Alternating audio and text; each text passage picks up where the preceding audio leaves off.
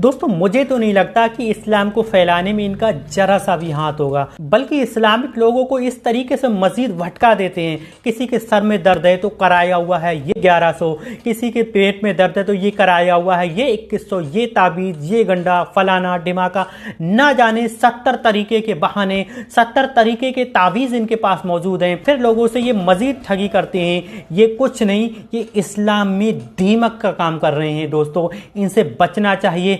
आज भी आंखें खोल लो, अल्लाह और उसके रसूल से मोहब्बत करो, माँ बाप से मोहब्बत करो, और पीर से, ऐसे पीर से मोहब्बत करो जो तुमसे पैसे लेना बल्कि गरीबी में तुम्हारी मदद कर जाए, तुम्हारी गरीबी में मदद कर जाए, तुम्हें कलमा सिखाए, तुम्हें रोज़ा सिखाए, लेकिन सच्चे दिल से बताना, कहते बिल्कुल सच्चे दिल से बताना।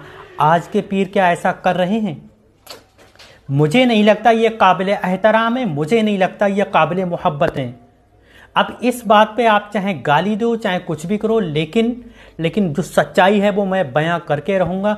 दोस्तों आजकल के जितने भी पीर हैं, मैं सबकी गिनती नहीं कर रहा, मैं सबको एक लाइन में नहीं खड़ा कर रहा, लेकिन ज़्यादातर मैंने 95% ऐसे लोग देखे हैं कि जिनको कलमे से कोई मतलब नहीं, जिनको रोज़े से कोई मतलब नहीं, बहके हुए इंसान को अपनी तरफ, रोज़े की तरफ, नमाज की तरफ, हज की तरफ लाने से कोई मतलब नहीं, बल्कि कोई अगर गरीब है तो उसके यहाँ जाएं, दावत खाएं, मुर्ग मुसल्लम खाएं, लेकिन कभी उससे ये नहीं पूछा कि तेरे अंदर इतनी गुर्बत है, तेरे घर पे इतनी गुर्बत है, ये दाना पाने का इंतजाम तूने किस तरीके से किया, और जाते जाती मुसाफा में उसको 500 का नोट जरूर चाहिए।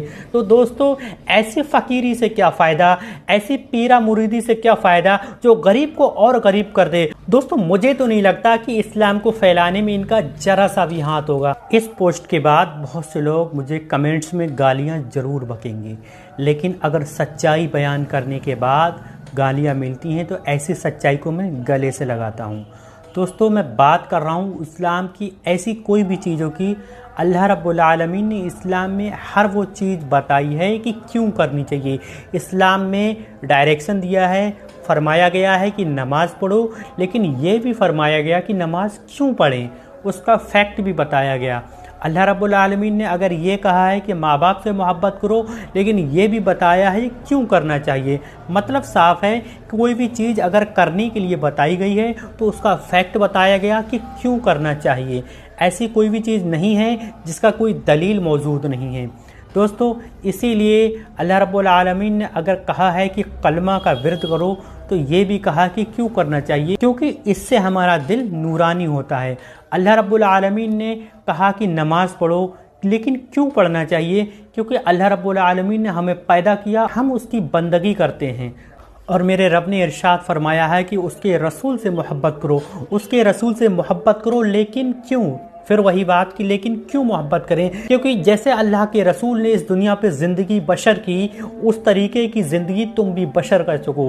वैसे हम उस तरीके की ज़िंदगी को बशर नहीं कर सकते, लेकिन जब भी हमारी ज़िंदगी में जब कोई भी कठिनाई आ जाए तो हमारे नबी करीम सल्लल्लाहु ताला अलैहि वसल्लम ने उस कठिनाई का सामना किस तरीके से किया। कहने का पूरा मतलब यह है कि ज़िंदगी जीने का सलीका किस तरीके से ज़िंदगी जिए, अल्लाह के नबी सल्लल्लाहु ताला अलैहि वसल्लम की जिंदगानी से पता लगेगा। इसीलिए हमें उनसे मोहब्बत करनी चाहिए।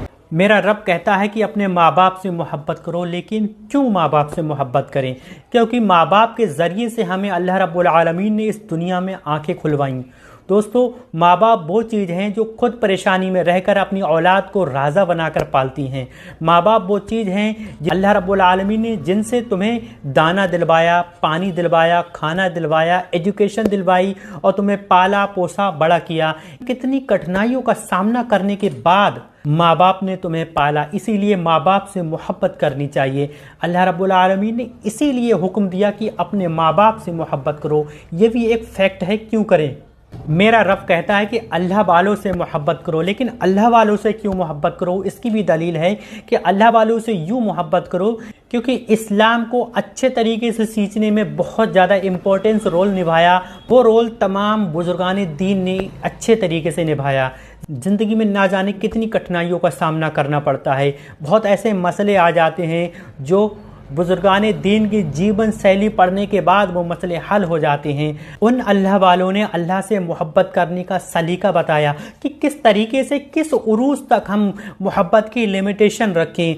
अल्लाह से कितनी मोहब्बत, बेइंतहा मोहब्बत, रसूल से कितनी मोहब्बत, एक लिमिट में मोहब्बत, माँ बाप से कितनी मोहब्बत, उनसे कम मोहब्बत, इस तरीके की हर मोहब्बत, हर चीज़ अल्लाह वालों ने हम तक पहुँचाई। इसीलिए हमें अल्लाह वालों से मोहब्बत करनी चाहिए। लेकिन अब बात करता हूँ बहुत ही इम्पोर्टेंट फैक्ट की। लोग कहते हैं कि पीर से मोहब्बत करो, बहुत मोहब्बत करो। मैं मानता हूँ कि तबारिकी किताबों में पीर से मोहब्बत करने के लिए आया होगा, लेकिन वो पीर ऐसे होंगे जो बहके हुए इंसानों को कलमा की तरफ लाते होंगे। वो पीर ऐसे होंगे जो आदमजात बहक जाता है उसको नमाज की तरफ लाएं, उसको रोज़े की तरफ लाएं, उसको हज की तरफ लाएं, उसको दीन सिखाएं। वो पीर से मोहब्बत करना मोहब्बत कहलाएगा। वो पीर तो काबिल मोहब्बत है। ऐसे पीर वाकई काबिल एहतराम, काबिल मोहब्बत है, जिन्होंने बहके हुए इंसानों को नमाज की तरफ लाए, शराबी को अच्छे कामों के लिए बताया, जुआरियों को नमाज की तरफ लाए, कलमा की तरफ लाए, उनके दिल में ईमान की रोशनी जगाई। लेकिन सच्चे दिल से बताना, कहते बिल्कुल सच्चे दिल से बताना। आज के पीर क्या ऐसा कर रहे हैं? मुझे नहीं लगता ये काबिल एहतराम है, मुझे नहीं लगता ये काबिल मोहब्बत है। अब इस बात पे आप चाहे गाली दो, चाहे कुछ भी करो, लेकिन जो सच्चाई है वो मैं बयां करके रहूँगा। दोस्तों, आजकल के जितने भी पीर हैं, मैं सबकी गिनती नहीं कर रहा, मैं सबको एक लाइन में नहीं खड़ा कर रहा, लेकिन ज़्यादातर मैंने 95% ऐसे लोग देखे हैं कि जिनको कलमे से कोई मतलब नहीं, जिनको रोज़ों से कोई मतलब नहीं, बहके हुए इंसान को अपनी तरफ, रोज़े की तरफ, नमाज की तरफ, हज की तरफ लाने से कोई मतलब नहीं। बल्कि कोई अगर गरीब है तो उसके यहाँ जाएं, दावत खाएं, मुर्ग मुसल्लम खाएं, लेकिन कभी उससे ये नहीं पूछा कि तेरे अंदर इतनी गुर्बत है, तेरे घर पे इतनी गुर्बत है, ये दाना पानी का इंतजाम तूने किस तरीके से किया। और जाते जाती मुसाफा में उसको 500 का नोट जरूर चाहिए। तो दोस्तों, ऐसी फ़कीरी से क्या फ़ायदा, ऐसी पीरा मुरीदी से क्या फ़ायदा जो गरीब को और गरीब कर दे। ऐसे पीर जो गरीब की गुर्बत में और मज़ीद इजाफा करते हैं, ऐसी पीरों से बचना चाहिए। दोस्तों, मुझे तो नहीं लगता कि इस्लाम को फैलाने में इनका जरा सा भी हाथ होगा, बल्कि इस्लामिक लोगों को इस तरीके से मज़ीद भटका देते हैं। किसी के सर में दर्द है तो कराया हुआ है ये 1100, किसी के पेट में दर्द है तो ये कराया हुआ है ये 2100, ये ताबीज़, ये गंडा, फलाना ढिमाका, ना जाने 70 तरीके के बहाने, 70 तरीके के तावीज़ इनके पास मौजूद हैं। फिर लोगों से ये मज़ीद ठगी करते हैं। ये कुछ नहीं, ये इस्लाम में दीमक का काम कर रहे हैं। दोस्तों, इनसे बचना चाहिए। आज भी आंखें खोल लो, अल्लाह और उसके रसूल से मोहब्बत करो, माँ बाप से मोहब्बत करो, और पीर से, ऐसे पीर से मोहब्बत करो जो तुमसे पैसे लेना बल्कि गरीबी में तुम्हारी मदद कर जाए, तुम्हारी गरीबी में मदद कर जाए, तुम्हें कलमा सिखाए, तुम्हें रोज़ा सिखाए।